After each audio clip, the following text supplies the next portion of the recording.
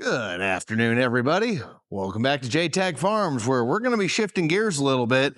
We're not doing cattle stuff today. We're doing stuff well, I guess technically it is still kind of cattle stuff because we're going to be planting stuff that will turn into cattle stuff. I've had a few folks reach out to me like, come on, Tyler, it's JTAG Farms, not JTAG Cattle Company. Do something else other than cow stuff and talking about AeroEquip. To that, I say, it's my channel. I'll talk about what I want. I mean, I thought this was America. I thought this was America. Huh? Isn't this America? I'm sorry, I thought this was America. Now, if you've been following with some of the different other odds and ends we've had going on the farm this year, we just had our 1890 air seeder here rebuilt. And this was the full meal deal rebuild, not just a couple of blades, not just blades and a couple of bearings. We're talking all the bushings, all the bearings, depth arms, everything else, all done by Quality Drills. I typically do most of the rebuilds, but this one was beyond my capabilities and skill set. So, like the kids say, it's a skill issue. Now, if you are unfamiliar with what millet is, here's a picture of the stuff that we're growing. It's called German Foxtail Millet. Basically just looks like giant, bushy foxtail grass. So, pretty self-explanatory. Cows love it. Pretty good protein content without having to worry about, any bloating and all that kind of good stuff. We really like it because it's drought tolerant and all this other sorts of good stuff. And it's pretty fast growing too. And right there underneath that tape are some millet seeds. Now there's my jacked up thumb next to it to comparison. This stuff is about the size of sand. It is super duper tiny and it runs like water through any sort of like crack or gap in paneling or anything like that. And that seed is coated with the stuff called humic flow. It's basically a graphite talc replacement. It's powderized humic acid that works as a dry lubricant to help stuff flow through the meters. And it also acts as a little bit of a carbon source, gives that seed a little extra energy while it's trying to germinate in the trench. Been using it for years now. Absolutely love it. I am not sponsored. The gals at WinBio just do some pretty awesome stuff. The air seeder's nearly ready to go. I've done all of my stuff up in the cab, getting all the stuff switched over on the guidance and on the air cart computers and stuff like that. I just still need to set the depth. But we're going to do that once we get to the field. Well, enough of me gabbing. Let's get out of here.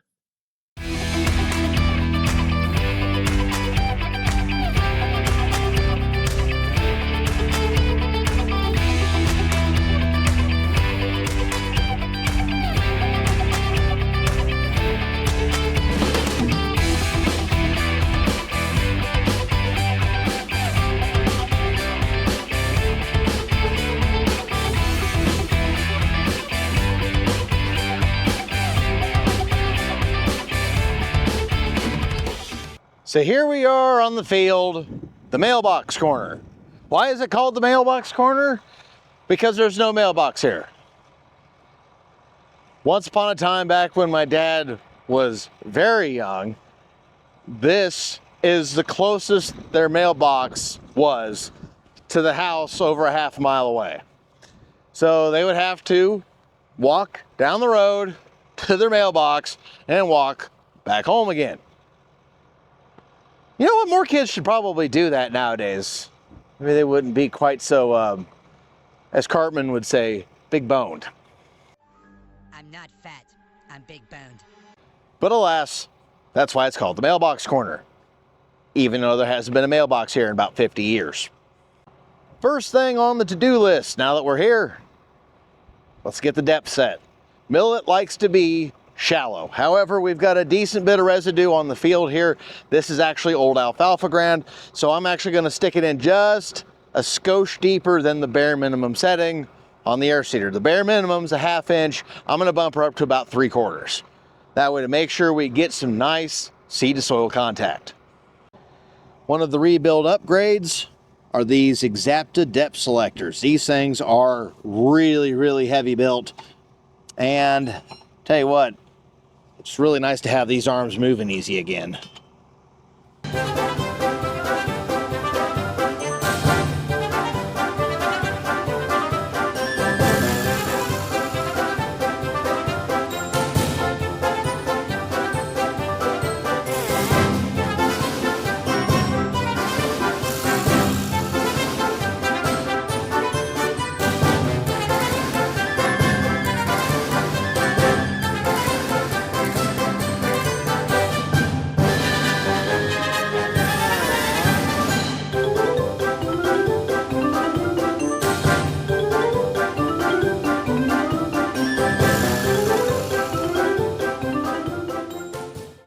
I tell you what, there's nothing like greasing or adjusting the depth on an air seeder to remind you how inflexible and out of shape you really are.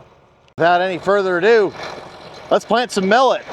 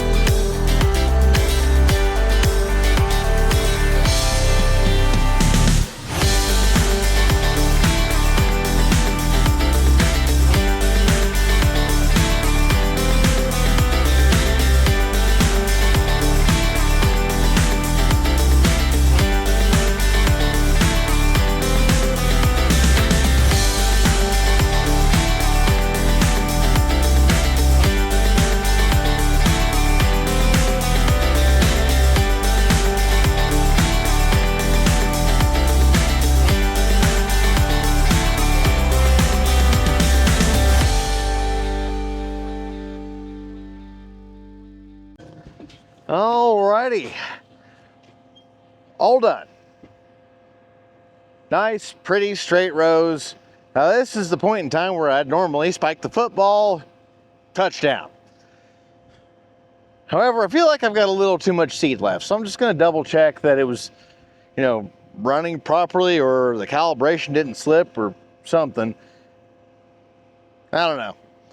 Just got an off feeling, and I've been doing this long enough that if I've got an off feeling,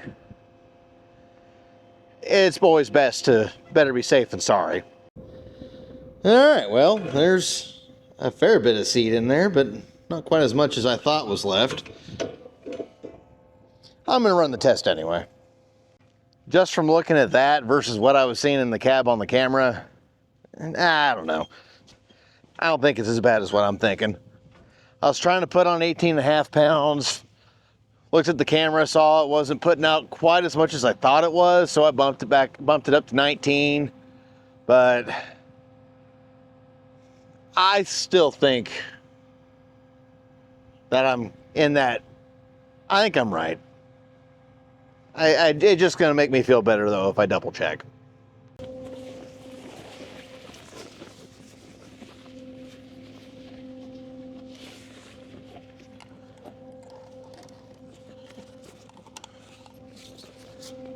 Alrighty.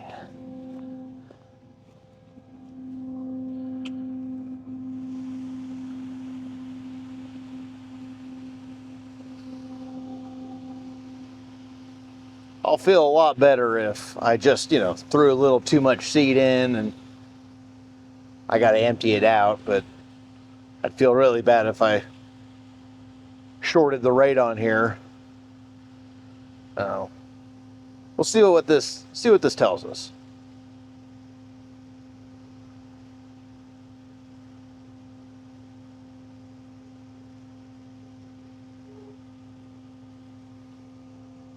And I remember the old air seeders, we had to just crank these things with the old manual transmission things on the side, and goodness, that was a job and a half.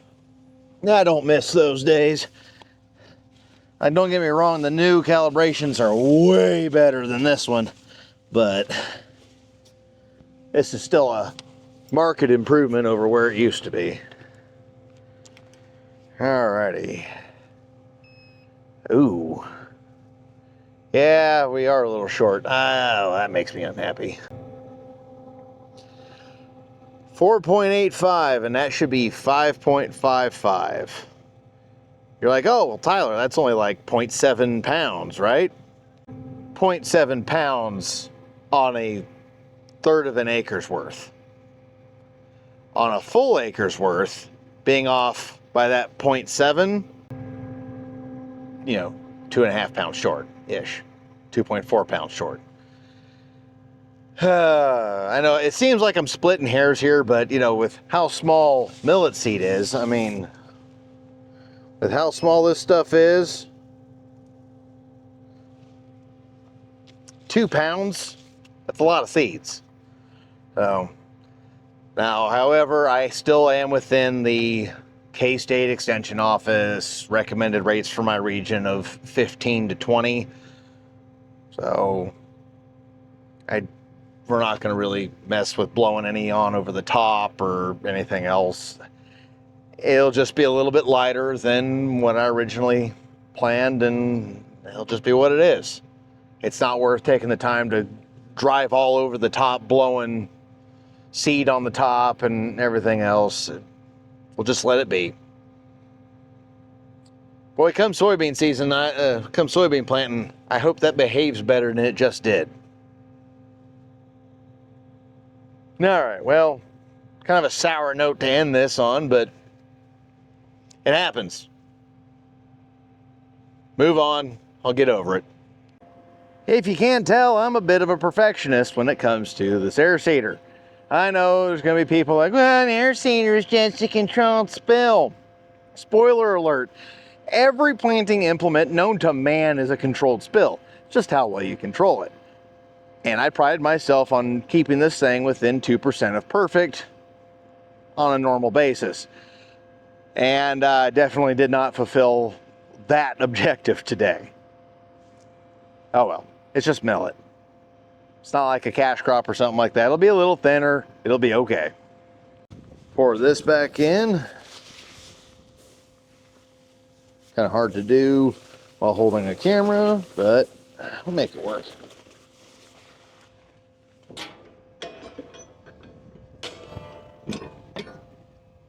All right, now that that's done, let's fold up and go home.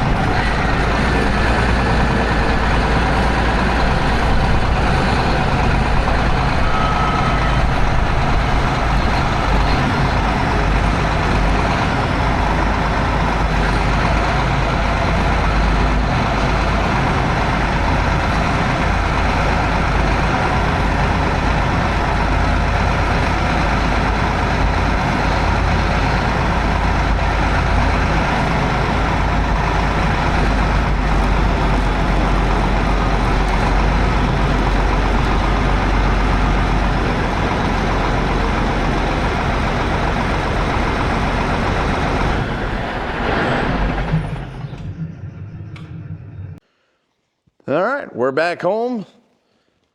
Put away, we'll get that rear tank cleaned out, because next thing up, soybeans. Now while I've got you here, easiest way to help out my channel, like the video, leave a comment down in the comment section. It can be just as simple as a thumbs up or a thumbs down, whether or not you like me. And then share it with a friend, share it with an enemy, share it to a random group of strangers. Then after you're done with all that, if you like what you're seeing, hit subscribe and don't forget to hit the little bell icon so you don't miss another video of everything we got going on here at JTAC Farms. I hope to see you back next time. As always, thanks for stopping by.